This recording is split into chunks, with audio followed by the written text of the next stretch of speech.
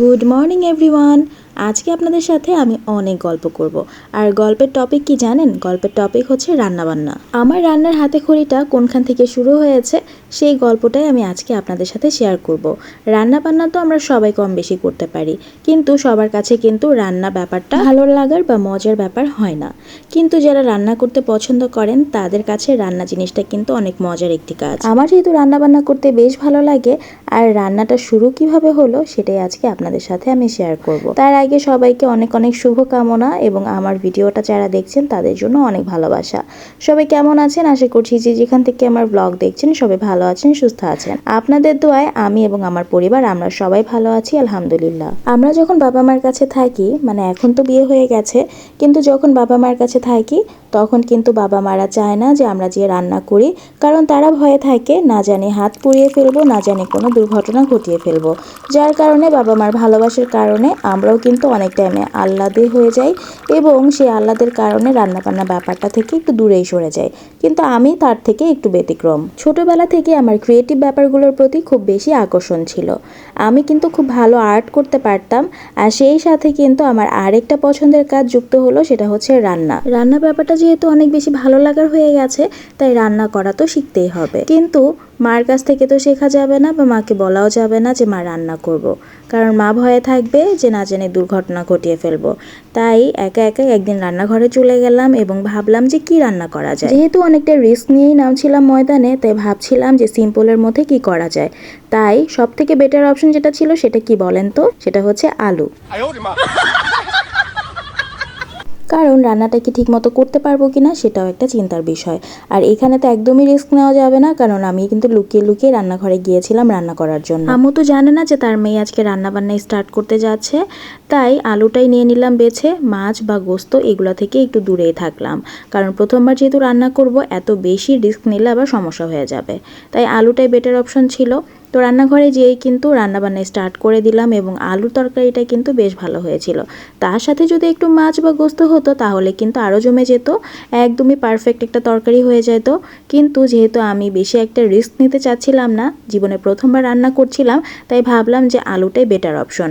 আলুর তরকারিটা কিন্তু শুধু আমি খাইনি, ওই দিন কিন্তু আব্বু আম্মু সবাই টেস্ট করেছিল, আর সবাই বলেছে তরকারিটা ভালোই হয়েছে। যেহেতু প্রথমবার রান্না করেছি, সব দিক থেকে যে পারফেক্ট ছিল সেটা বলবো না। আরে প্রথমবার যেহেতু রান্না করেছি, ভুল ত্রুটি তো হবে, এটাই স্বাভাবিক। আস্তে আস্তে রান্না করতে করতে সব ঠিক হয়ে যাবে। মাত্র তো শেখা শুরু করলাম, তাই না? যেহেতু আব্বু আম্মুকে টেস্ট করানো হয়েছে এবং তারাও বলেছে অনেকটাই ভালো হয়েছে, আর এখন তো গ্রিন সিগন্যাল পেয়ে গেলাম, তো এখন মাঝে মাঝে রান্নাবান্না করা যাবে। সো এখান থেকে শুরু হয়ে গেল আমার রান্নাবান্নার হাতে খড়ি, এবং তারপর থেকে কিন্তু আমি টুকটাক রান্নাবান্না বাসায় করতাম। তাই বলে কিন্তু এটা না যে আম্মু আমাকে রান্না করতে বলতো। আম্মু কখনোই রান্না করতে বলতো না। আমি আমার ইচ্ছা মতো যখন যেটা মন চাইতো হুটহাট করে রান্না করে ফেলতাম। আর এভাবে রান্না করতে করতে কিন্তু আমি আজকে অনেক ভালো রাঁধুনি হয়ে গেছি। খুব প্রাউডলি কথাটা বললাম, আর এটা প্রাউডেরই বিষয়, কারণ আমি এখন যাই রান্না করি না কেন সেটা কিন্তু খাওয়ার মতো হয়। খাওয়ার মতো শুধু না, সেটা কিন্তু অনেক বেশি টেস্টিও হয়। আর আমি কিন্তু সবসময় রান্নাবান্নার প্রতি খুব বেশি সিরিয়াস থাকি। সিরিয়াস বলতে একদম ওই টাইপের সিরিয়াসনেস না, সিরিয়াস বলতে বুঝিয়েছি যে আমি রান্নাবান্নার প্রতি সবসময় খুব বেশি মনোযোগী থাকি, এবং আমি চাই যে আমি যে রান্নাটা করব সেই রান্নাটা যেন খুব বেশি মজা হয়। আর এক্সপেরিমেন্ট তো আমি সব কিছুতেই করতে খুব বেশি পছন্দ করি। তো যে আপুরা এখনও রান্নাবান্না করতে অনেক বেশি ঝামেলা মনে করেন এবং মনে করেন যে না রান্না আপনাকে দেওয়া হবে না, এটা আপনার একদমই ভুল ধারণা। কারণ আমরা কখনোই কোনো কিছু একদমই শিখে আসি না। আমরা নিজে থেকে যেটা শিখতে চাই সেটা কিন্তু আমরা খুব সহজেই শিখতে পারি। আর যে জিনিসে আমাদের অনীহা থাকে সেই জিনিসকে কিন্তু আমরা কখনোই আমাদের আয়ত্তে আনতে পারবো না। তাই কোনো জিনিসকে না করা যাবে না। যে জিনিস মনে হবে যে পারবো না, সেই জিনিস নিয়ে আরও বেশি মনোযোগী হতে হবে। সো যারা যারা রান্নাকে বিরক্তি মনে করেন এবং রান্না বান্না করতে পারেন না, তারা আজকেই কিচেনে চলে যান আর কোনো না কোনো কিছু রান্না করে আপনার ফ্যামিলির সবাইকে চমকে দিন। আর চমকটাও হয়তো বা পজিটিভ ওয়েতে হবে বা নেগেটিভ ওয়েতে হবে।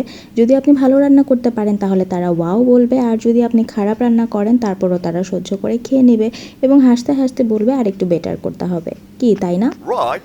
রান্নাবান্না ব্যাপারটা যে আমার কাছে কতটা ভালো লাগে সেটা আমি বলে বোঝাতে পারবো না। আমার একটা জিনিস হয় কি, আমি যখনই কিচেনে ঢুকি আমার মনে হয় যে আজকে আমি একটা জিনিস রান্না করব বা বেশি হলে দুটা। কিন্তু রান্নাবান্না ব্যাপারটা আমার এতটাই ভালো লাগে যে আমি কখনোই অল্প রান্না করতে পারি না। আমি কিচেনে তো ঢুকি লো এনার্জি নিয়ে, কিন্তু কিচেন থেকে বের হই একদম হাই এনার্জি নিয়ে। ইয়েস, আমি এটা কেন বললাম সেটা হচ্ছে যে আমি যখন রান্নাঘরে ঢুকি, ওই যে বললাম যে আমি চিন্তা করি আজকে একটা বা দুইটা আইটেম রান্না করব, যখনই আমি সব কিছু কাটাটা স্টার্ট করে দিই এবং সব কিছু গুছিয়ে রান্নাও শুরু করে দিই, তখন আমার মনে হয় যে না আজকে একটু এটা রান্না করি, আজকে একটু এই ভর্তা বানাই। এমন করতে করতে কিন্তু আমার পদ দুটা বা একটার জায়গায় 3-4টা হয়েই যায়। আর মজার ব্যাপার কি জানেন, যখন আমার রান্না কোনো কিছু বেশি মজা হয়ে যায় তখনই আমি চিন্তা করি কি যে যদি আমার একটা রেস্টুরেন্ট থাকতো তাহলে আমি ওই রেস্টুরেন্টের এই ডিশটাই কিন্তু একদম সিগনেচার ডিশে রাখতাম। সেটার মধ্যে আরেকটা ব্যাপার হচ্ছে যে যখন আমি শুটকি টাইপের কোনো কিছু রান্না করি, মানে শুটকি ভুনা বা শুটকি দিয়ে কোনো কিছু আইটেম রান্না করি, তখনই আমার কাছে কিন্তু মনে হয় যে না এটা যদি আমি রেস্টুরেন্ট দিতাম বাঙালি খাবারের মধ্যে একদম সিগনেচার ডিশে এটাই থাকতো। কারণ আমার হাতে শুটকি একদম মাইন্ড ব্লোয়িং হয়। যারা যারাই এখন পর্যন্ত আমার হাতে শুটকি তরকারি খেয়েছে তারা সবাই কিন্তু অনেক বেশি প্রশংসা করেছে এবং সবাই বলেছে যে আরেকবার খেতে চায়। আর দেখুন আমি কত গুণবতী, আপনাদের সাথে রান্নার কথা শেয়ার করতে করতে এদিক দিয়ে কিন্তু আমি মজাদার বিরিয়ানিও রান্না করছিলাম। আর জান বাচ্চা চলে এসেছে মামির হাতের বিরিয়ানি টেস্ট করতে, যদিও এখনো হয়নি, মশলাটা কষানো হয়েছে, তো সেই অবস্থাতেই ও কিন্তু চলে এসেছে টেস্টিং করতে এবং বলছিল খুব বেশি মজা হয়েছে। ওই যে বললাম না যে আমি অনেক ভালো রান্না করি, আর এটাই হচ্ছে তার প্রমাণ। ভেবেছিলাম যে আজকে বাইরে যাব, বাসায় কোনো রান্না বান্না করব না। যেই ডিসিশনটা নিলাম আমার বাচ্চা তো কান্নাকাটি শুরু করে দিয়েছে যে না সে বাইরে যাবে না, সে নাকি ফ্রাইডে স্পেশাল মামির হাতের রান্না খাবে। কারণ ওর কাছে ফ্রাইডে মানেই হচ্ছে মা বাসায় কিছু মজার মজার রান্না করবে আর ও সেটা এনজয় করবে। এই জন্য বাইরে যাওয়াটা ক্যান্সেল করে দিলাম আর বাসায় কিন্তু আবার রান্নার কাজে লেগে পড়লাম, কিচেনে ঢুকে পড়লাম মজাদার বিফ বিরিয়ানি রান্না করার জন্য। অনেকটাই হয়ে গেছে, খানিকক্ষণ পরে কিন্তু আমি চালটাও দিয়ে দিব। আর ফ্রাইডে মানেই তো বাসায় একটা জমজমাট আয়োজন চলে, ঈদ একটা ভাইব চলে আসে, তাই না? তাই জানবাচাও কিন্তু সেটাই মনে করে যে ফ্রাইডে মানে হচ্ছে মামির হাতের মজার মজার খাবার বাসায় রান্না হবে, বাবা নামাজে যাবে, অন্যরকম একটা আয়োজন।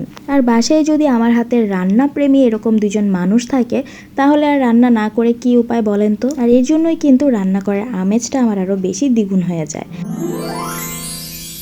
আর এই তো দেখুন জান বাচ্চা কিন্তু এর মধ্যে শাওয়ার নিতে চলেও এসেছে, আর ও কিন্তু এই টাইমটা খুব বেশি এনজয় করে। ছোটোবেলা থেকেই ও শাওয়ার টাইমটা অনেক বেশি এনজয় করে, আর ওর কাছে কিন্তু ব্যাপারটা খুব ভালো লাগে।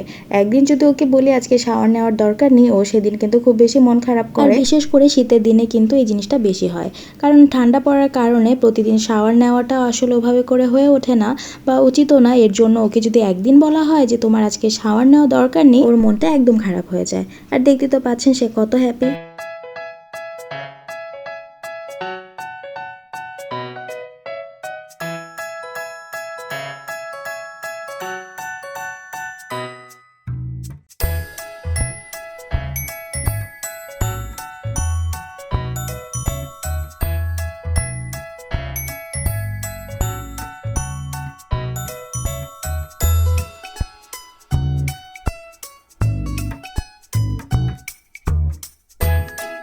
মাংস কষানো থেকে খানিকটা ঝোল কিন্তু উঠিয়ে রেখেছি, কারণ বিরিয়ানিটা যেহেতু একটু ড্রাই হয় তাই যদি একটু ঝোল টাইপের কিছু রাখা যায় তাহলে কিন্তু বেশ মজা লাগে, একটু মাখো মাখো হয়, তাই না? আর এর জন্যই কিন্তু আমি যখনই মাংসটা আমার সেদ্ধ হয়ে গেছে এবং চাল দেওয়ার আগেই আমি ঝোলটা উঠিয়ে রেখেছি, যাতে করে যখন আমি বিরিয়ানিটা খাবো তখন যেন ঝোলটা দিয়ে খাওয়া যায়।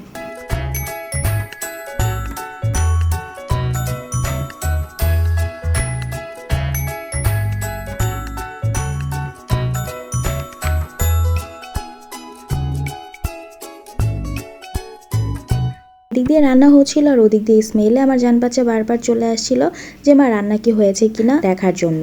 সো রান্না তো অলমোস্ট ডান, এখন আমি কাঁচামরিচটা দিয়ে দিলাম লাস্ট মোমেন্টে। সো আপনাদেরকে আমি পরে দেখাচ্ছি রান্নাটা কেমন হয়েছে, তার আগে দেখে নিন জান বাচ্চা কিন্তু ওর বাবাকে বিদায় দিচ্ছিল, ওর বাবা যাচ্ছিল নামাজে।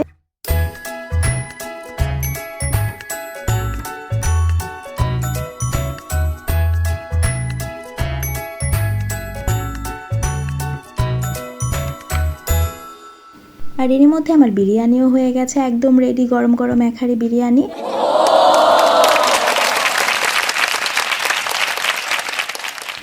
আর যে কোনো খাবার, বিশেষ করে স্পেশাল ডেতে স্পেশাল কিছু রান্না করলে সেটা যদি স্পেশালভাবে এরকম ডেকোরেট করে নাই আনা হয় সামনে, তাহলে তো ভালো লাগে না, তাই না? সো আমি কিন্তু প্লেটটা খুব সুন্দর মতো সাজিয়ে নিয়েছি। বিরিয়ানির সাথে লেবু, সালাদ, সাথে কাঁচা মরিচ, আর ছিল যে ওই যে মাংসের মশলাটা রেখে দিয়েছিলাম, কষানো যে মশলাটা, সেটাও নিয়ে নিয়েছি। আর জান বাচ্চাকে এখানে টেস্টিং করাছিলাম। ও তো বলছিল মা অনেক মজা হয়েছে, একদম নাচানাচি স্টার্ট করে দিয়েছে।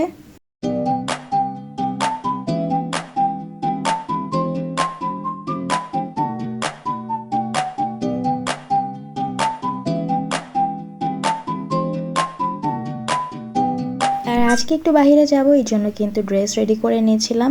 আর বাইরে কোথায় যাব সেটা তো বলা হয়নি, আমার ছোট বোনের বাসায় যাব। আসলে ওর শাশুড়ির একটু অপারেশন হয়েছিল চোখের, এর জন্য ভাবলাম যে আন্টিকেও দেখে আসি, সেই সাথে জান বাচ্চারও একটু ঘোরা হয়ে যাবে।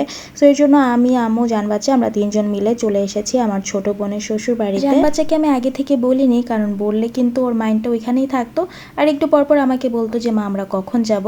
তাই রেডি হওয়ার কিছুক্ষণ আগে ওকে বলেছিলাম যে আজকে আমরা তোমার খালামণির বাসায় যাব। এর জন্য ও কিন্তু খুব খুশি হয়ে গিয়েছিল। তো আসা মাত্র এবার বোন এই সব কিছুর আয়োজন করেছে, এত কিছু খাবার দাবার সামনে, আর বিশেষ করে ওর হাতের পাস্তা।